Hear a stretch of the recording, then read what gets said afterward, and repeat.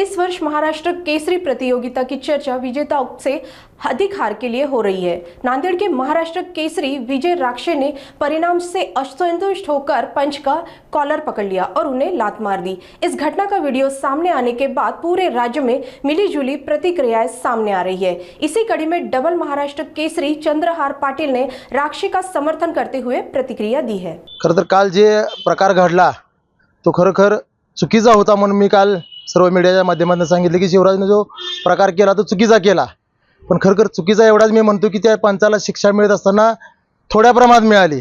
शिवराजने खरं असल्या आज त्याच्यावर जो अन्याय झाला आहे त्या पंचाला गोळ्या घातल्या पाहिजेत असं माझं स्पष्ट मत आहे।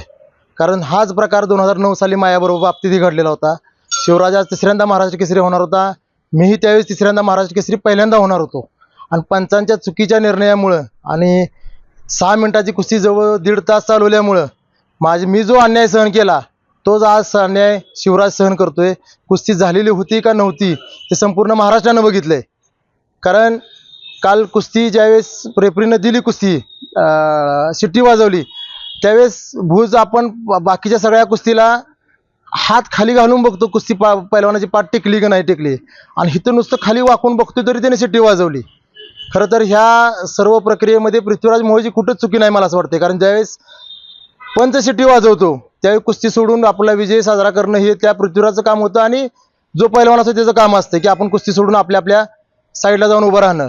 पण आज जो प्रकार घडला शिवराजच्या बाबतीत तो खरोखर त्या पंचाला शिक्षा मिळाली ती कमी आहे। कारण कुस्तीगीर परिषद असेल किंवा कुस्तीगीर संघ असेल पृथ्वीराज मोहोळ असेल ह्यांच्या बाबतीत माझी कुठलीही तक्रार नाही किंवा साईड पंचांवरही कुठला आक्षेप नाही। तो जो शिट्टी वाजवणारा पंच होता त्याला दिसत होतं डोळ्याला की पाठ टेकलेली नाही। परत संपूर्ण महाराष्ट्रातले जे प्रेक्षक टीव्हीवर बघत होते त्या न समजणाऱ्या कुस्ती ज्या व्यक्तीला समजत नाही त्यालाही कळालं की कुस्ती झालेली नाही, पण तरी सुद्धा पंचांनी निर्णय दिला। पण आज ह्या कुस्ती महाराष्ट्र केसरीमध्ये पृथ्वीराज मोहोळ हा महाराष्ट्र केसरी झाला हे सत्य आहे आणि सगळ्यांनी मान्य केलं पाहिजे। कारण परत कुस्ती होईल, परत स्पर्धा होतील आणि परत महाराष्ट्र केसरी निवड होईल असं होणार नाही।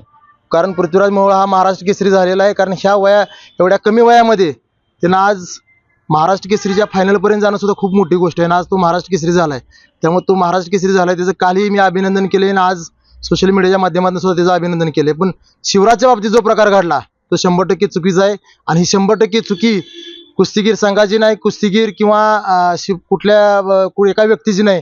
तो जो शिट्टी वाजवणारा पंच होता त्या एकट्या पंचाची चुकी आहे आणि ह्या पंचाला खरखर शिवराज राक्षेनं स्वतः गोळ्या घातल्या पाहिजे असं माझं स्पष्ट मत आहे। कारण त्या प्रकारातनं त्या अनुभवातनं मी गेलेलो आहे 2009 साली आणि जी मानसिकता काय होती एका पैलवानाची। कारण शिवराज राक्षे असेल किंवा मी असेल 2009 साली मी 15-20 वर्ष कष्ट करून म्हणजे पहाटे 3 वाजता आमचा दिवस चालू होतो आणि असे 15-15, 20-20 वर्ष जर कंटिन्यू आम्ही कष्ट करून त्या पदापर्यंत पोहोचत असेल आणि फक्त अवघ्या 5-10 सेकंदामुळे तुमच्या ते पण चुकीच्या निर्णयामुळे जर त्या गोष्टीला समोर जायला लागत असेल ही शिक्षा बोलतो मी सांगतो ही बरोबर योग्य आहे असं मला वाटते।